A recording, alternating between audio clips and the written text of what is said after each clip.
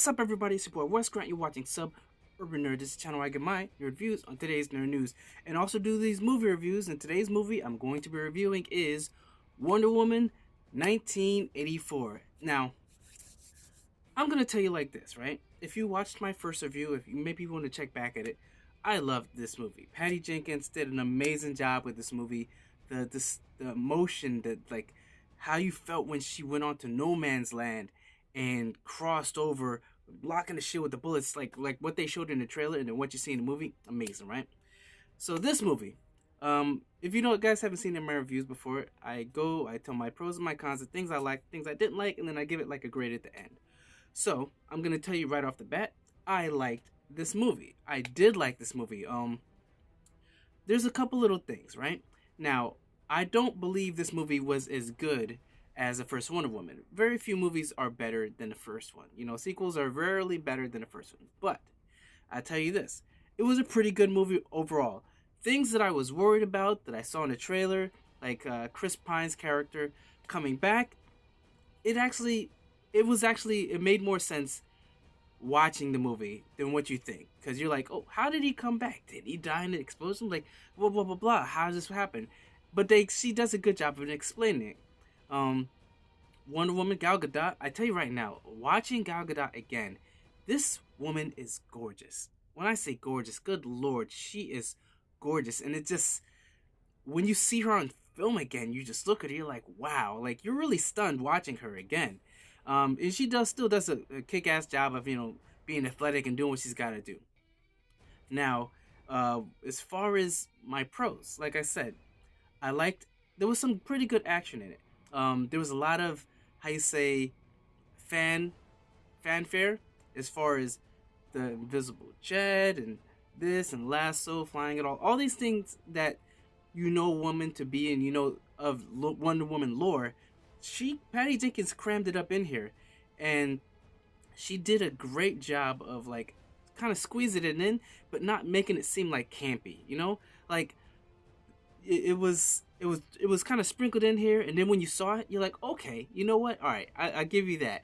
That makes sense. Like as far as this or that, I'm not gonna spoil it all together, but like say there's an invisible jet. I'll just, that's the one little spoiler. There's an invisible jet in this, but it makes sense how it is, especially in 1984. Like how, but it does make sense, and it's cool that they had that, right? Also, this and that flying and all these different things, because you've seen this golden armor, but how it works and how it happens, it seems more fluent, and I did like that. The action, like I said once more, was pretty good. They had some moments here and there with, like, say on a road, the tank and all this. Okay. Um, Other things that I liked. I forget what's that. The woman that played Cheetah. She is a known comedian, and I was kind of iffy about how she was gonna play the character, but she did a pretty decent job. She did a way better job playing this like kind of geeky, kind of dorky kind of character than Jamie Foxx did playing Electro. Like what Jamie Foxx did as Electro was abysmal. I'm sorry, it was embarrassing, and I'm shocked that they're bringing him back for the Spider-Man 3, right? The new one with Tom Holland. I'm shocked they're bringing him back, but it seems like they're doing like a Spider-Verse thing with that. But that being said, the way the geekiness, the comb over for Jamie Foxx, but the way Cheetah, I forget the lady's name, the way she played her, it was okay. It's like you could see how she thought she was geeky, but it was sort of like that girl, the girl's all that kind of thing, where you're like, she I guess the way she dressed down, so no one could really tell the full beauty. But then all of a sudden, once she started dressing up, wearing tight outfits, like, oh man, you're looking pretty hot, and that's where I'm kind of, I'm gonna say that's as far as my goods. Like I said, I'll go into that. Going to my negatives, that she's all that thing. So though it worked with her, I don't like how they make it seem as if everyone's an asshole. Like if someone drops their papers and it's a coworker, I'm sorry, like I'm gonna help them. Like especially you can clearly see they weren't doing that. They just look at her and just walk off until she's looking hot or whatever. But it's just I don't like that trope. I don't like seeing that trope of people being indifferent and like not giving a f about other people, human beings. Like I don't think that's how the world really is, but that's what they were going for that. Another thing is the campiness, right? Granted, the campiness in the beginning was very short, and it was just to emphasize the 1980s, right? And I was like, while watching, I'm like, yo, what is this? I hope the whole movie isn't like this. And though the whole movie isn't campy like that, it still has its moments, you know.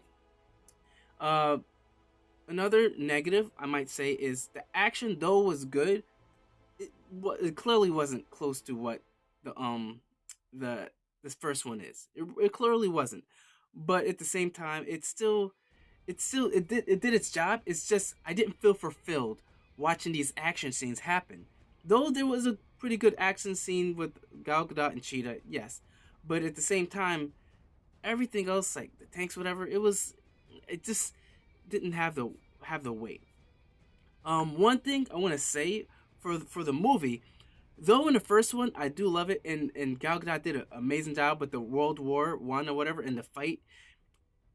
To me, it feels as if in the first movie you don't like Wonder Woman, even though she's in there, the war doesn't revolve around her, right? Though Hades, or she's trying to stop Hades or whatever, because she believes he's in like he's behind all this war thing going on. Like the war doesn't end just because of her. It shows later on that as she fights on, keeps continue to fight, that the war ends whenever she helps it end. But in the movie itself, the war doesn't end. It just that in that field it kind of stops. But in this movie, the stakes, they're definitely higher, because in this movie, if she doesn't stop the person, Maxwell Lord, like if she doesn't stop him, the world's over. Like everything chaos, it's done. It's completely done. And she, and like she definitely is something important in that movie as far as the war, like in the world being over, right? Negative is she gets seen a bunch of times, and if they're trying to go with lore, in Batman when he was looking her up, there's no talks of or something, like there's only the picture, but she was all over. Like there would be newspaper clippings or pictures, or even though she would take care of the security cameras, I'm like, how is she not known more when Batman's looking for her? Like she's. But maybe they just didn't go into that. Uh, Also, I'm gonna say this. Like I said, this movie was pretty good overall. I'm gonna say movie was pretty good overall. My pros, my cons.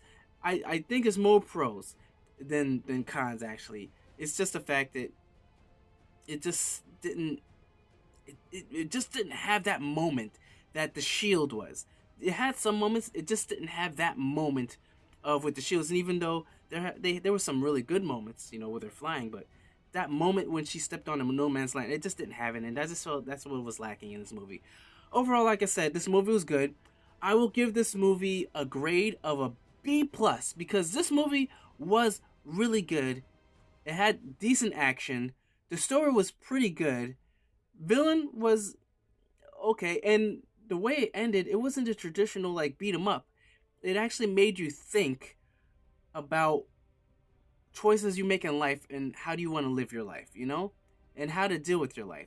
And I appreciate that. So overall, like I said, I give this movie a B plus. I say watch it. It is definitely it's worth seeing. And then there's a little Easter egg or little thing, a special treat for you guys at the end. At the end, when the credits start rolling, a little bit stopped, you'll see. I don't want to spoil it for you, but look for it. It's a cameo that you might love. So that's it for watching my review. Thank you for watching. Remember to like the video, comment down below, subscribe to the video. Tell me how you felt about the movie. Tell me what you're thinking of the movie. Tell me how did you feel, or if there was like a story that made you feel a certain way, like I just said. And like I said, thank you. Remember, I'm Wes Grant. You've been watching Suburban Nerd, and you just been notified. Catch you guys on the next review.